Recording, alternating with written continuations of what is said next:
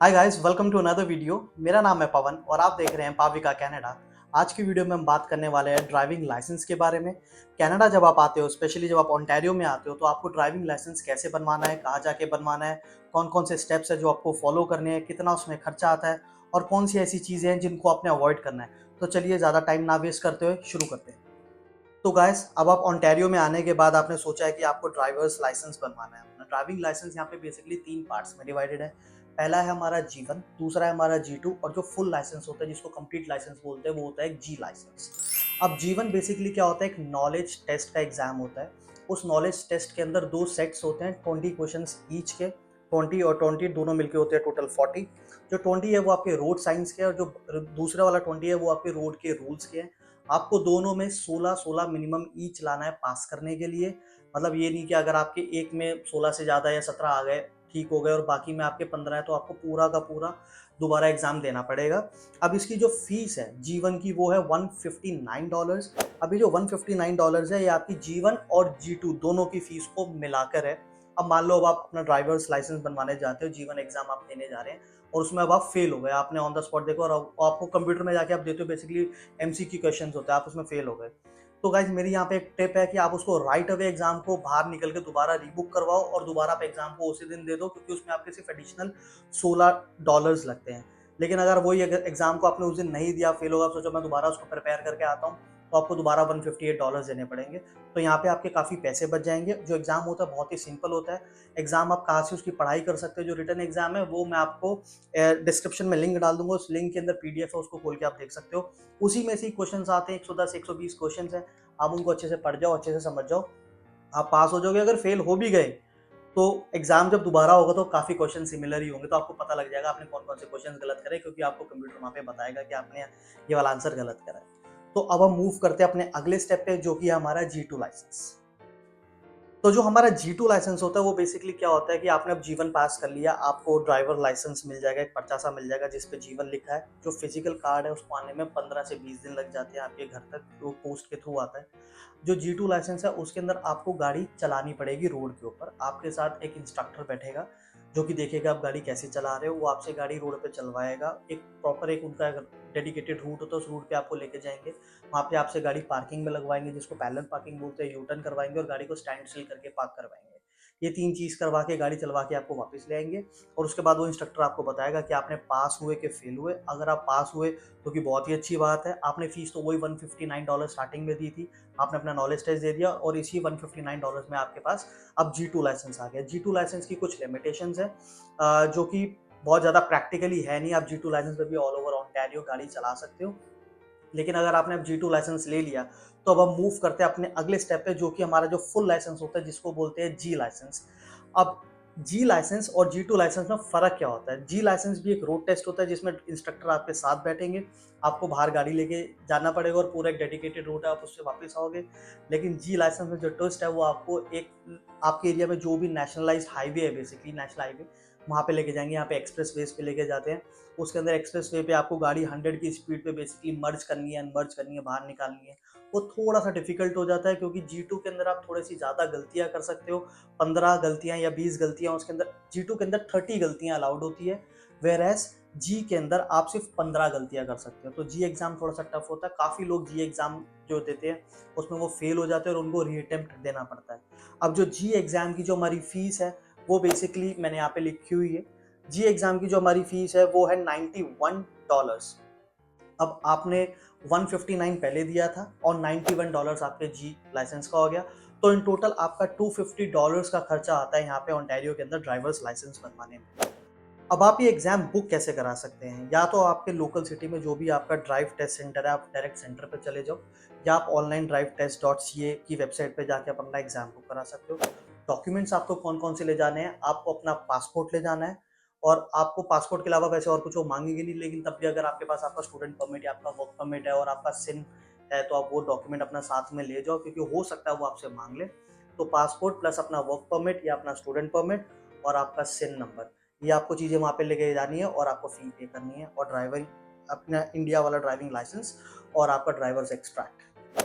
अब गाइस कुछ additional tips जो कि मैं आपको देना चाहूँगा। टिप नंबर 1, आप जब इंडिया से यहाँ पर आते हैं तो अपना इंडियन ड्राइविंग लाइसेंस यहाँ पर लेके आओ। और इंडिया के अंदर जो ड्राइविंग लाइसेंस है बहुत पहले किताब वाले या पेपर वाले चला करते थे, लेकिन अब इंडिया के अंदर ऑल अक्रॉस इंडिया आपके पास जो लाइसेंसेस है वो चिप वाले लाइसेंस है, बेसिकली प्लास्टिक लाइसेंस है। आप वो अपना लाइसेंस लेके आओ जिसके अंदर चिप लगी हुई है।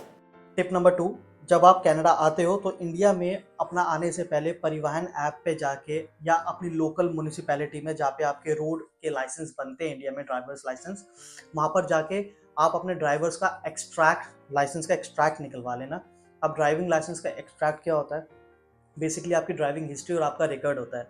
जब आप कनाडा आते हो और आपके पास इंडिया में फॉर एग्जांपल आपका ड्राइविंग लाइसेंस तो था लेकिन आपने अपना एक्सट्रैक्ट नहीं निकलवाया था, तो उसमें आपको यहाँ पर आके जब आप जीवन एग्जाम दोगे, उसके बाद जीवन के बाद G2 देने में आपको 12 महीने का वेट करना पड़ेगा गाइस, ये जो कि सबसे बड़ी चीज़ है।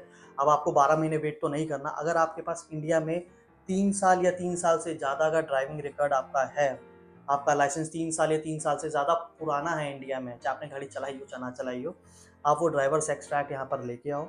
उस ड्राइवर्स एक्सट्रैक्ट एक पेपर होता है, बेसिकली आपकी लोकल म्यूनिसिपैलिटी में आपको मिल जाएगा जहाँ पे ड्राइविंग लाइसेंस बनते हैं, दोबारा बोल रहा हूँ मैं। और वो लाइसेंस के साथ, उस एक्सट्रैक्ट के साथ आप जब वहाँ पे अपनी फीस जमा कराओगे, जो कि $159 आपने इनिशियली जमा कराई थी, वो एक्सट्रैक्ट उनको तभी के तभी वहाँ पे दे देना। और वो आपको एक्सट्रैक्ट लगाते ही आप जीवन के बाद डायरेक्ट G2 चाहे नेक्स्ट दिन के लिए बुक करा दो, तो वो एक्सट्रैक्ट से आपका वो टाइम फ्रेम जो है, वेटिंग पीरियड, वो खत्म हो जाता है। टिप नंबर 3 जो कि एक्सट्रैक्ट से रिलेटेड ही है। कुछ लोग क्या करते हैं, वो इंडिया से एक्सट्रैक्ट लेके तो आते हैं लेकिन यहाँ पर आके वो इतने बिजी हो जाते हैं और ड्राइविंग लाइसेंस को थोड़ा साइड में कर देते हैं, लाइसेंस बनवाते हैं। जो इंडिया से वो जो ड्राइविंग लाइसेंस लेके, जो लाइसेंस के साथ जो एक्सट्रैक्ट लेके आए होते हैं, वो सिर्फ 6 महीने के लिए वैलिड होता है गाइस। तो आप जब यहाँ पे लैंड करते हो तो अपना जीवन एग्जाम बुक करवा के वहाँ पे जाके $159 की अपनी फीस पे करके साथ में अपना एक्सट्रैक्ट उनको साथ के साथ ही दे दो। वो सिस्टम पे अपलोड कर देते हैं। उसके बाद आपने G2 कब देना कब नहीं देना वो आपकी मर्जी है। मैं तो कहूँगा आप G2 साथ के साथ ही दे दो, 2-4 दिन 5 दिन के बाद। लेकिन वो एक्सट्रैक्ट एटलीस्ट आप अपलोड करवा दो ताकि उनके सिस्टम पे डेटाबेस में ये आ जाए कि आपके पास ड्राइविंग हिस्ट्री है और आपका जो एक्सट्रैक्ट है वो एक्सपायर हुआ नहीं है तब तक। तो नहीं तो फिर आपको दोबारा इंडिया से किसी को बोलना पड़ेगा, एक्सट्रैक्ट बनवाएगा। और गाइस एक चीज़ बहुत ज़रूरी है, एक्सट्रैक्ट के ऊपर जो स्टैम्प्स है वो ओरिजिनल होने चाहिए, एक्सट्रैक्ट कॉपी नहीं होना चाहिए, प्रॉपर ओरिजिनल एक्सट्रैक्ट होना चाहिए। आपको अगर कॉपी रखनी है तो आप उसका PDF बना के अपने पास रख सकते हो, लेकिन यहाँ पर आपको ओरिजिनल एक्सट्रैक्ट सबमिट करना पड़ेगा। ड्राइविंग लाइसेंस जो आपका इंडिया वाला वो लेंगे, उसकी फोटो वोटो खींच के उसको स्कैन करके मशीन में डाल के आपको ओरिजिनल ड्राइविंग लाइसेंस आपका जो इंडिया वाला वो वापस कर देंगे, वो आप ही के पास रहेगा। तो जो नेक्स्ट स्टेप है वो बहुत ही ज़रूरी है, मैं वो गलती कर चुका हूँ, आप वो गलती मत करना। जब आप यहाँ पर आते हो और जीवन एग्जाम नॉलेज टेस्ट मैंने जो दिया था वो मैंने मेरे 39 उसमें मार्क्स आए थे, 40 में से मैंने पास कर लिया। मैंने अपना एक्सट्रैक्ट भी उनको सबमिट कर दिया था। तो उन्होंने मुझे राइट अवे बोल दिया था कि आप या तो G2 एग्जाम दे दो या G एग्जाम। तो मैंने बोला था कि मैं G2 नहीं दूंगा, मैं फाइनल G एग्जाम दूंगा। और मैं वो G एग्जाम फेल कर गया था। अब उसमें क्या होता है, जब आप वो G एग्जाम फेल कर जाते हो तो आपको G2 फिर देना पड़ता है दोबारा, और उसके बाद फिर आपको G देना पड़ता है। अब इसमें होता है क्या कि हम इनिशियली सोचते हैं कि यार हम $159 में ही हमारा सारा काम हो जाएगा, सीधा मेरे पास G लाइसेंस आ जाएगा, $90 मैं बचा लूंगा। लेकिन मेरे साथ हुआ उल्टा कि जब मैं G लाइसेंस, और ऐसा बहुत सारे लोगों के साथ होता है, जब मैं G लाइसेंस में फेल हुआ फिर मुझे G2 की फीस अलग से देनी पड़ी, और फिर मुझे G लाइसेंस की $90 की फीस अलग से देनी पड़ी।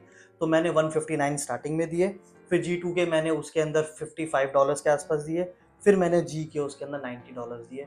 तो मेरे खर्चा थोड़ा सा ज़्यादा ही हो गया, मतलब $50-60 मेरे एक्स्ट्रा लग गए। तो ये गलती आप मत करना। उसके अंदर एक और चीज़ अच्छी है कि जब आप G2 लाइसेंस बनवा लेते हो तो आपको थोड़ा बहुत रोड पे गाड़ी चलाने का आइडिया भी मिल जाता है। तो डायरेक्ट G आप तभी दो जब आप 100% कॉन्फिडेंट हो, वरना आप G2 दो और G2 के बाद G दो, जो कि प्रोसेस है जो कि हमें टेक्निकली फॉलो करना चाहिए। अब नेक्स्ट स्टेप उन लोगों के लिए है जो कि बहुत ही यंग है, 18, 19, 20 ईयर्स की एज में, या जिनका ड्राइविंग लाइसेंस इंडिया में बहुत नया था और उनके पास ड्राइविंग एक्सट्रैक्ट नहीं है। अब वो क्या करेंगे, जब उन्होंने अपना जीवन एग्जाम दिया उसके बाद अब वो डायरेक्ट G2 नहीं दे सकते क्योंकि उनको 12 महीने के लिए वेट करना पड़ेगा, मैंने पहले ही बताया। तब उस 12 महीने की टाइमलाइन को कम करने के लिए यहाँ पे ड्राइविंग इंस्टीट्यूट्स होते हैं जहाँ से आपको प्रोफेशनल ड्राइविंग ट्रेनिंग लेनी पड़ती है, जिसका आपको एक सर्टिफिकेट मिलता है। अगर आप उनको वो सर्टिफिकेट दोगे तो जो आपके टाइमलाइन 12 महीने से वो कम होके 8 महीने हो जाएगी।